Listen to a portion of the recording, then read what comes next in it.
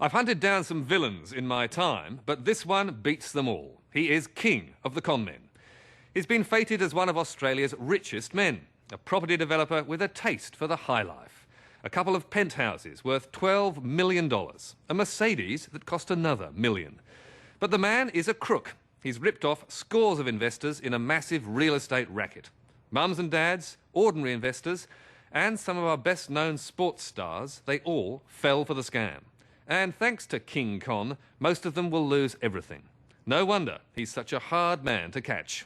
That the only way to catch Bangaru was to trap him ourselves, with the help of Neil Genman. Before he became a real estate crusader, Genman was one of the world's best salesmen. And if anyone could get Bangaru out of hiding, it was him, using money as the bait. I said, look, I've got a mate, he's got a couple of $1 million that he's just come into, and maybe you might like to talk to him. And suddenly, it's like a big bit of cheese, and these rats are coming for the cheese. Now, I would hope if they do turn up that you'll be the rat sack on them. Genman made the call, and Bangaru swallowed the $2 million bait. 2 weeks ago, as we waited in Genman's bedroom, Bangaru and his sidekick Trevor Downs made themselves at home in the book-lined study and prepared to skin another sucker. Evening, gentlemen. Mr. Bangaru, Paul Barry from 60 Minutes. You're a very difficult man to get to meet. How are you?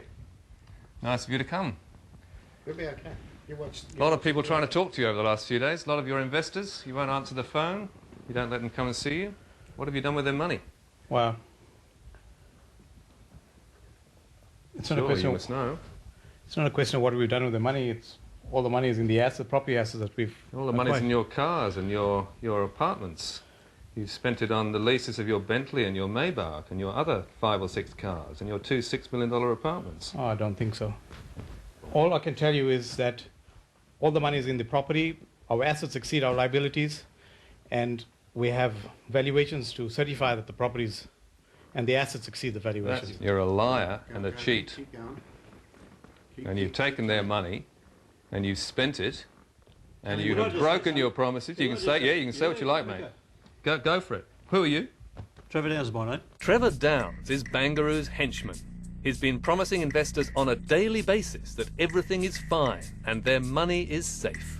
Trevor Downs, you've told as many lies as this man has done. No, I have not. Day after day after day to the investors we've talked to. No way. You say to them, it's going to be fine. There's only one way you go. Building's going to happen. And here's another nasty twist.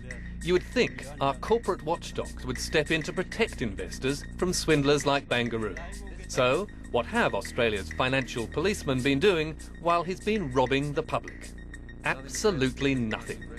Last year, Deborah and Lucette sued Bangaru and got back some of their $50,000. But they also tried in vain to stop him fleecing others. So who did you complain to? Well, who didn't we complain to is probably more like it. We went to every government department we could possibly think of, ASIC, ACCC, we contacted our local MP. And what do they all say? Well, they just kept saying nothing to do with us. So I thought, well, how big do I have to be to get some justice? The first objective of bureaucracy seems to be, how can I pass the buck to somebody else? So, because property's involved, they say, oh, it's not financial advice. And they won't even look any further.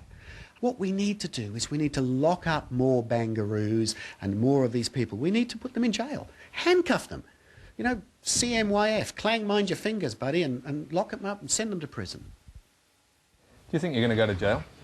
Oh, for sure he'll go to jail. I got a lawyer here that said there's clear evidence of fraud. What do you get nowadays for stealing millions of dollars off people? We haven't stolen no money. That's your opinion. Will you meet your investors?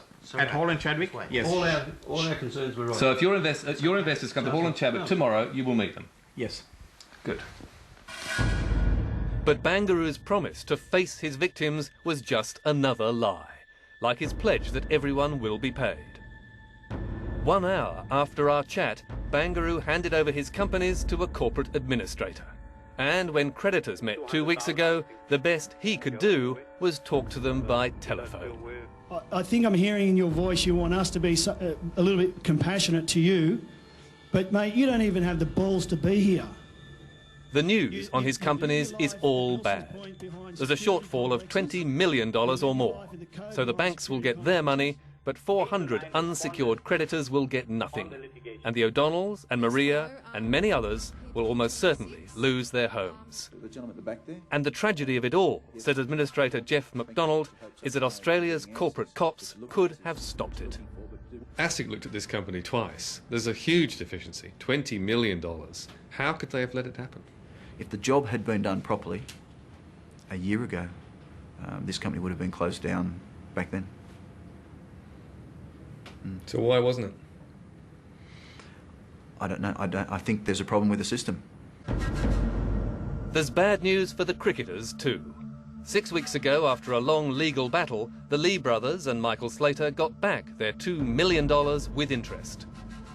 But Administrator Jeff McDonald now wants that payout reversed, to share among all the creditors. There's a reasonable chance it is, on the face of it, the sort of thing that the law is designed to overturn. Am I going to go after them? In short, yes. Bangaru's cars have now been repossessed and returned to the finance companies. Up in the now empty penthouse, all the fancy furniture has been spirited away, and there's every sign of a hurried departure. Up on the private skytop lawn, the pool is empty and the grass is beginning to die. But the man they call King Con has shot through. We're told he's gone on holiday in sunny North Queensland. I'd like him to be brought to justice. What he's doing with people's lives is criminal. He needs to go to jail for this. Do you have any remorse? Any guilt? Any shame?